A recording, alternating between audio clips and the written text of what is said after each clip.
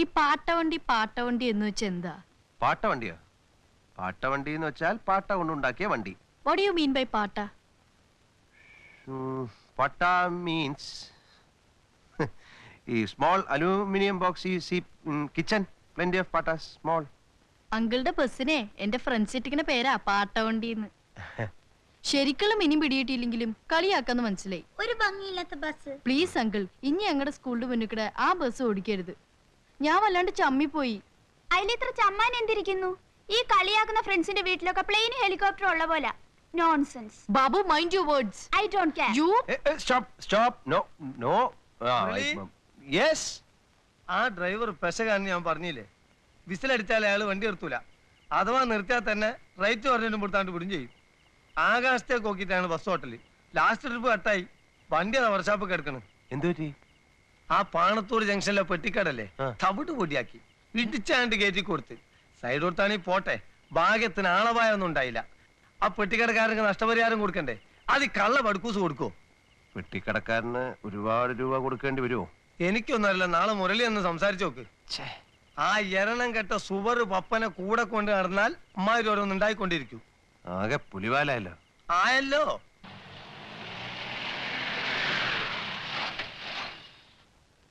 ആ മാന്യൻ എവിടെ? ഏത് മാന്യൻ? 8000 ചില്ലാനം രൂപ ഞാൻ ആ പെട്ടിക്കടക്കാരന് കൊടുത്തിട്ട് വരിക. കുറെ ചീത്തയും കിട്ടു. ആ കണ്ണുകൂട്ടനെ ബസിന്റെ അകത്ത്. ഓഹോ, സുഖിച്ചിരിക്കാണല്ലേ ഇവിടെ? താൻ എവിടുത്തെ മിലിറ്ററി ഡ്രൈവറാണോ? കുന്നിലും മലയിലും വണ്ടി ഓടിച്ച് പ്രഗത്ഭനാണത്രേ. എവിടെ നോക്കിയാണോ വണ്ടി ഓടിക്കുന്നത്? ഞാൻ മനഃപൂർവ്വം ചെയ്തതല്ലോ മുതലാളി. മിണ്ടി പോരുത്. എടോ, തന്റെ കണ്ണ് കണ്ടാൽ അറിയാം തനിക്ക് കണ്ണിന് കാഴ്ചയില്ലെന്ന്. എടോ, മരുഭൂമി കിടന്ന് ചോര നീരാക്കി ഉണ്ടാക്കിയ കാശായത് അറിയോ? ഗൾഫിൽ വെച്ചായിരുന്നെങ്കിൽ തന്റെ കൈയും കാലും വെട്ടിയെടുത്ത് തന്റെ കണ്ണും ചൂഴ്ന്നെടുത്ത് തന്നെ. അറിയോ? തന്റെ പേരെന്താ? ചാത്തുട്ടിന്ന്. താൻ ചാത്തൂട്ടിയല്ല, താൻ പോത്തൂട്ടിയാ. എന്നെ തൊലയ്ക്കാൻ വേണ്ടിട്ട് എന്റെ ചെറിയ ഏട്ടൻ ഇയാൾ എന്റെ തലയെ കെട്ടി വെച്ചിരിക്കുക. എടോ, 8000-ഓളം രൂപ ഒരുത്തന്റെ തലയ്ക്ക് ഒഴിഞ്ഞിട്ടേച്ച് വരിക. ചെറിയേട്ടന്റെ ആളായതുകൊണ്ട് ഇയാളെ ഇപ്പൊ ഞാനൊന്നും ചെയ്യുന്നില്ല.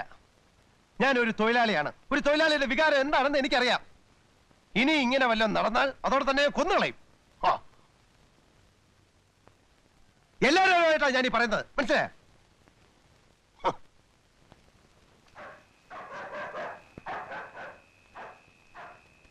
അങ്കിൾ, രണ്ടുപേരും അങ്കിളിനെ കാണാൻ വന്നിരിക്കുന്നു. ആരാ? ആരെന്നറിയില്ല. ബസിന്റെ പാസിനായിരിക്കും. ഉമ്മാരെ കൊണ്ട് തോറ്റു. ആരാ? ഗൾഫ് മോട്ടോഴ്സിന്റെ ഓർഡർ അല്ലേ? അതെ. പാസിന്റെ കാര്യത്തിനാണെങ്കിൽ ഓഫീസിൽ വരണം. പാസോ? പാസിന് വേണ്ടി ഓണർമാരെ ഞങ്ങൾ ഇന്ന് കാണാറില്ല. ഓണർമാരെ ഞങ്ങൾ അന്വേഷിക്കാറുള്ളൂ. ഒന്ന് ഇറങ്ങി വരണം മിസ്റ്റർ. ഇറങ്ങി വരാനോ? ഓഹോ.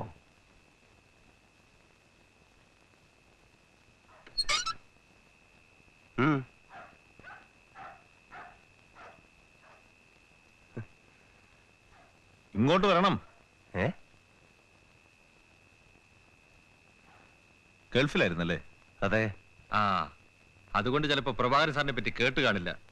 KBTUവിന്റെ താലൂക്ക് സെക്രട്ടറി.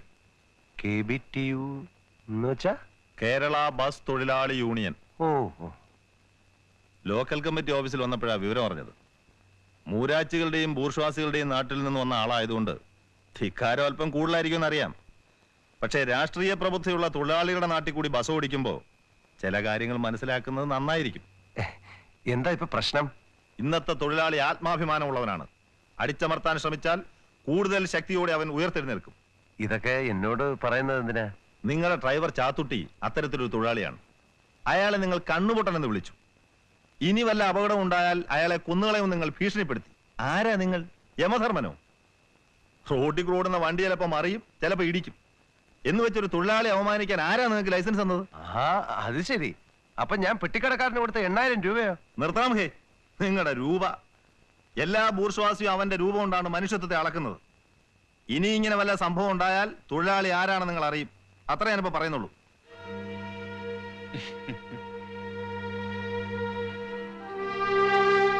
ആരാ നീ ഇപ്പൊ അവമാനിച്ചത്?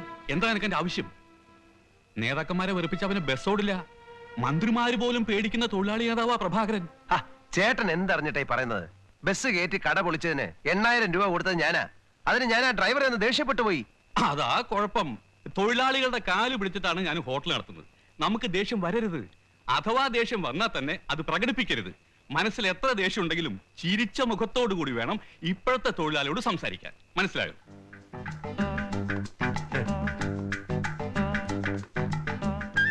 ചാത്തുക്കുട്ടി ചേട്ടാ നമസ്കാരം.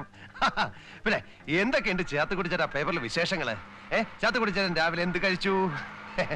ഇത്രയും ദിവസമായിട്ട് ചാത്തുക്കുട്ടി ചേട്ടന്റെ വീട്ടിൽ ആരൊക്കെ ഉണ്ട് എന്ന് ഞാൻ അന്വേഷിച്ചിട്ടില്ല. പിന്നെ ആരൊക്കെ ഉണ്ട്, എത്ര കുട്ടികളുണ്ട്? എന്താ കുട്ടികളെയൊക്കെ കൊണ്ടുവരാത്തത്? അവര് ബസ്സിൽ കയറി ഫ്രീ ആയിട്ട് അങ്ങോട്ടും ഇങ്ങോട്ടും ഒക്കെ സഞ്ചരിക്കട്ടെ. ഹംസ, വത്സ, എന്തൊക്കെയുണ്ട്? പിന്നെ നിങ്ങളുടെ ഊണ്, കാപ്പി, ചായ ഇതിനെ കുറിച്ചൊന്നും ഞാൻ ഇതുവരെ അന്വേഷിച്ചിട്ടില്ല.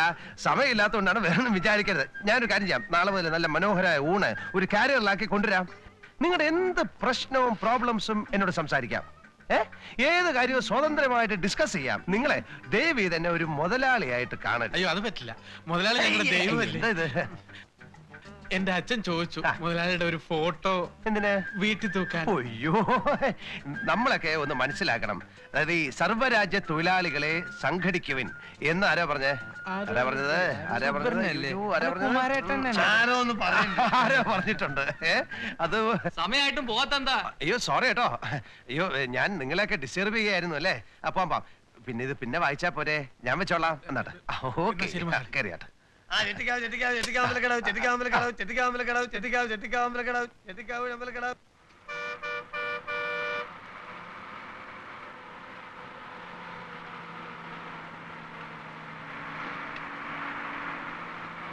ബുദ്ധിമുട്ടില്ലെങ്കിൽ കുറച്ച്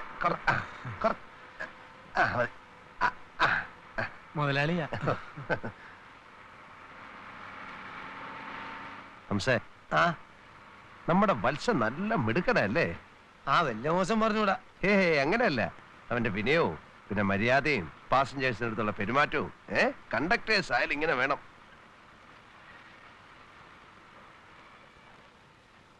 അല്ല ബ്രേക്ക് ഇൻസ്പെക്ടർ, അത് നമ്മുടെ ബ്രേക്കിന് കുഴപ്പമൊന്നുമില്ലല്ലോ. അതല്ലാന്ന് അവര് തോന്നിയ മാതിരിയല്ലേ ഇതൊക്കെ ചാർജ് ചെയ്യാ. എന്താ പ്രശ്നം? വത്സ, ആ കടലാസ് അങ്ങോട്ട് എടുത്തോ. ബ്രേക്ക് ഇൻസ്പെക്ടർ ചെയ്യാൻ വെച്ചിട്ടുണ്ട്. ട്രിപ്പ് ഓടുമ്പോ പിടിക്കുന്നത് കഷ്ടാ. ബസ് ഇറങ്ങുന്നതിന് മുമ്പ് നിങ്ങൾ ഇൻസ്പെക്ടറെ പോയി കണ്ടില്ലേ? ഇല്ല, ഞാൻ ഓർത്തില്ല. പിന്നെ നിങ്ങൾ എന്തോർത്തിരിക്കുന്നു? വേൻ ചെല്ലു, മൂപ്പർക്ക് ചൂടാവേണ്ടേന്. പുതിയ ആളാ, വലിയ കടുംപിടുത്തക്കാരനെന്നാ കേട്ടത്. അതിന് നമുക്കെന്താ പ്രശ്നം? നമ്മുടെ ബസ്സിന് കുഴപ്പമൊന്നുമില്ലല്ലോ, പിന്നെന്താ പേടിക്കാൻ? എന്നാ മുതലാളിയും കൂടെ ഓക്കെ, ഞാനും വരാം. ഓണർ എന്ന് പറയുമ്പം ഒരു റെസ്പെക്ട് ഉണ്ടാവൂല്ലേ? പിന്നെ ഈ ഓണർമാരും ഉദ്യോഗസ്ഥന്മാരും തമ്മിൽ നല്ല ബന്ധമായിരിക്കണം. ഇവരൊക്കെ എങ്ങനെ ഡീൽ ചെയ്യണമെന്ന് ഞാൻ കാണിച്ചു തരാം. എപ്പോഴും ഞാൻ ഉണ്ടാവില്ലല്ലോ. Okay, Muraleedharan, very glad to meet. ഇവിടെ RC യും CL&DL ഒക്കെ ഐ എം മുരളീധരൻ. എത്രയാ time? Time is 10:30 sir. Sorry, എന്റെ വാച്ച് 3 മിനിറ്റ് ഫാസ്റ്റ് ആണ്. സാറിന്റെ എത്രയായി? സ്റ്റാൻഡിൽ നിന്ന് ബസ് പുറപ്പെടേണ്ട ടൈമാ ചോദിച്ചത്. 10 മണിയാണ് സാർ. എത്ര ആളുണ്ട് ബസ്സിൽ? ഒരു 40, 45, 50 പേരുണ്ടാവും സാർ. സ്റ്റാൻഡിങ് എത്ര? എല്ലാം കൂടെ ചേർത്താണ് സാർ. അതല്ല, കൂടുതലുണ്ടല്ലോ. ഇല്ല സാർ, ഉണ്ടെങ്കിൽ 65-ൽ കുറയാതെ ഉണ്ട്. ചിലപ്പോ. അപ്പൊ ആദ്യം പറഞ്ഞത് നുണ അല്ലേ? കണ്ടീഷൻ മോശമായി ഇതുപോലുള്ള ഒരു ബസ്സിൽ ഓവർലോഡ് ചെയ്യാൻ സമ്മതിക്കില്ല. സാർ, പുതിയ ബസ്സിന് ഞാൻ ബുക്ക് ചെയ്തിട്ടുണ്ട് സാർ. അറിയോ? I am Gulf Motors. അല്ല, owner of the Gulf Motor. I won't allow anybody to violate the rules. Time schedule exhibit ചെയ്തിട്ടുണ്ടോ? അത് പിന്നെ പാർട്ടി പെർമിറ്റ്? അത് നോൺസെൻസ്. കുറെ ആളെയും കയറ്റി ടിക്കറ്റും കൊടുത്ത് അങ്ങ് ഓടുകയാണല്ലേ. ഫിറ്റ്നസ് സർട്ടിഫിക്കറ്റിന് പോലും അർഹതയില്ലാത്ത വണ്ടി, പിന്നെ വയലേഷൻ ഓഫ് പെർമിറ്റ് കണ്ടീഷൻസും. നോ, ഞാൻ സമ്മതിക്കില്ല. സാർ, ഒക്കെ ശരിയാക്കാം സാർ. സാർ, പിന്നെ ഞാൻ ഗൾഫിലായിരുന്നു സാർ. മാറ്. അപ്പൊ NRE അക്കൗണ്ടിൽ എനിക്ക് കേൾക്കണ്ട. രൂപ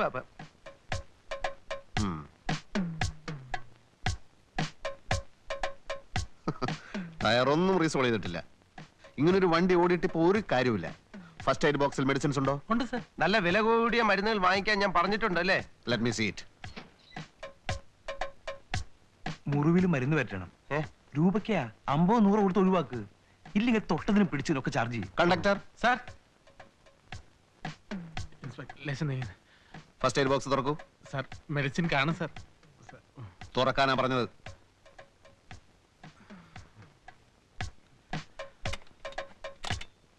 സാർ, തുറക്കൂ.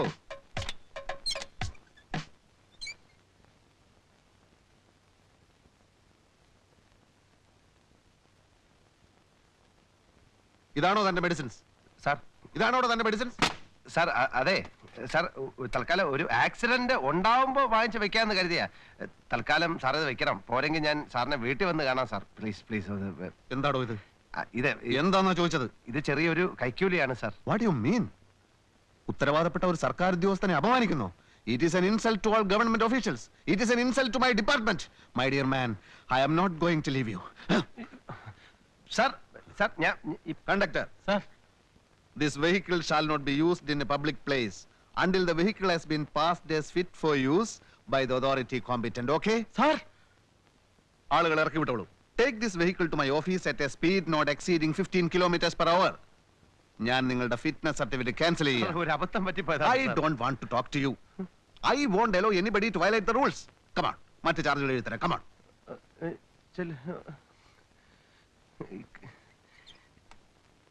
കൈക്കൂലി കൊടുത്തതാണ് അബദ്ധമായത്. ഈ ദ്രോഹിയുടെ വാക്ക് കേട്ട് പിന്നെ ഞാൻ മനസ്സിൽ എത്ര ദേഷ്യം ഉണ്ടെങ്കിലും ചിരിച്ച മുഖത്തോടു കൂടി വേണം ഇപ്പോഴത്തെ തൊഴിലാളികൾ സംസാരിക്കാൻ.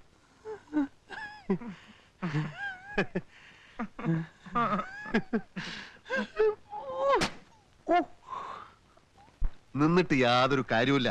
നിങ്ങൾ വർക്ക്ഷോപ്പിൽ നിന്ന് ലെറ്റർ വാങ്ങി വരൂ, വണ്ടി ഫിറ്റ് ആണെന്ന്. എന്നിട്ട് ഞാൻ വന്ന് പരിശോധിക്കാം. സാർ ഇന്നേക്ക് 3 ദിവസമായി വണ്ടി ഓടിയിട്ട് ടാക്സ് അടയ്ക്കേണ്ട തീയതി. മിസ്റ്റർ, പാസഞ്ചേഴ്സിന്റെ സൗകര്യത്തിന് വേണ്ടിയാണ് ബസ്. ടെമ്പററി പെർമിറ്റ് ഉള്ള ഒരു ബസ് ഇപ്പൊ ആ റൂട്ടിൽ ഓടുന്നുണ്ടല്ലോ. പോണം. എന്റെ ഭാഗത്ത് നിന്ന് ഒന്നും പ്രതീക്ഷിക്കണ്ട, ഒരു വിട്ടുവീഴ്ചയും സാർ പ്രതീക്ഷിക്കണ്ട. ഞങ്ങൾ പിന്നെ പോകാനാ പറഞ്ഞത്.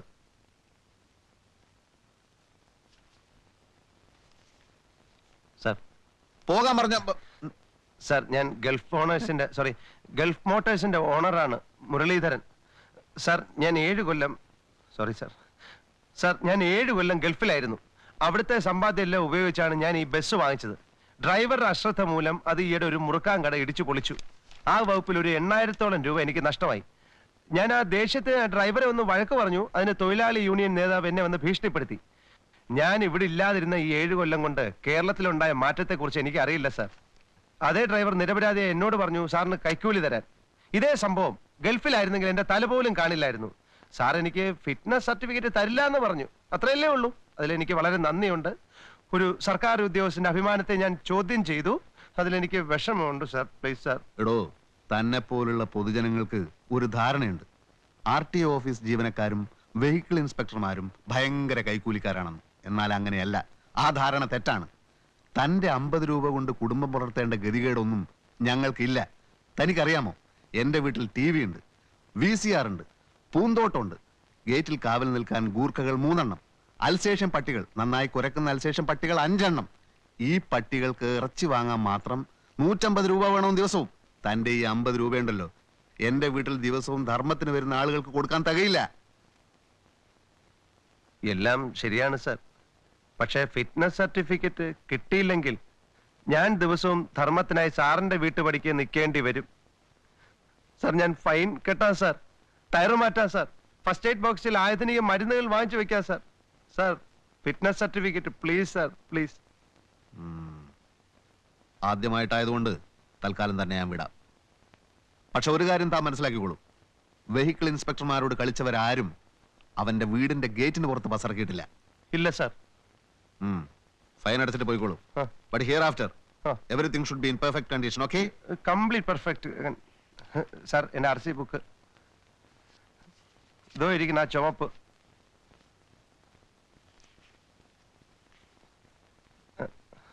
Thank you sir. Success. Chathukutty വണ്ടി എടുത്തോ. ടൈമായി. ഞാൻ ഫൈൻ അടച്ചിട്ട് അങ്ങ് വന്നേക്കാം. വത്സ RC ബുക്ക്. അല്ല മുതലാളി എങ്ങനെ ഒപ്പിച്ചു? മുതലാളി അതൊക്കെ ഒപ്പിച്ചിടോ. എനിക്കറിയാവുന്ന മുതലാളി എങ്ങനെയെങ്കിലും ഒപ്പിക്കും. ഞാൻ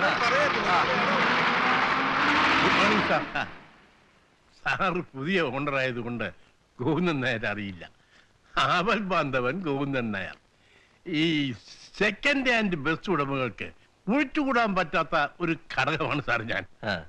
ഞാൻ നോക്കിയപ്പോ ഈ ബസ്സിന് എന്റെ ഒട്ടേറെ സഹായങ്ങൾ ആവശ്യമുണ്ടെന്ന് എനിക്ക് മനസ്സിലായി. ഈ ബാഗിലും ചിലത് വീട്ടിലുമൊക്കെയായി നിരവധി സ്പെയർ പാർട്സുകളുടെ ഒരു മിനി ഗോഡൌണാണ് സാർ ഈ ഗോവിന്ദൻ നായർ. സാറിന്റെ ബസ് അങ്ങേയറ്റം കുഴപ്പത്തിലേക്ക് നീങ്ങുകയാണ്. എന്ത് കുഴപ്പം? അടിമുടി കുഴപ്പം. സെൻട്രൽ ബോൾട്ടിന്റെ അലൈൻമെന്റ് പോയി കിടക്കുകയാണ്. അതുകൊണ്ട് സാറിന്റെ ബസ് നടുവിനടി കൊണ്ട് പട്ടിയെ പോലെയാണ് ഓടുന്നത്. എന്റെ ബസ്സിനെ ഇൻസൾട്ട് ചെയ്യുന്നത് എനിക്കിഷ്ടമല്ല. ഇൻസൾട്ടിങ് അല്ല സാർ, സത്യമാണ് സാർ പറയുന്നത്. അല്ല, നമുക്ക് പരിഹാരം ഉണ്ടാക്കാം. എനിക്ക് നിങ്ങളുടെ സഹായം വേണ്ടെങ്കിലോ? അങ്ങനെ പറയും സാർ. എല്ലാത്തിനും ഹാഫ് പ്രൈസ് മതി സാർ. സാറിന്റെ ബസ് ഏത് നിമിഷം അന്ത്യശ്വാസം വരും. ഇയാൾക്ക് എന്തോ നിന്റെ അസുഖമല്ല സാർ, സത്യമാണ് സാർ. എനിക്കൊരു കുന്തവും കേൾക്കണ്ട സാർ. Half price. ഇയാൾ ആളെ ഒന്ന് വിടന്നേ സാർ. പകുതി വില.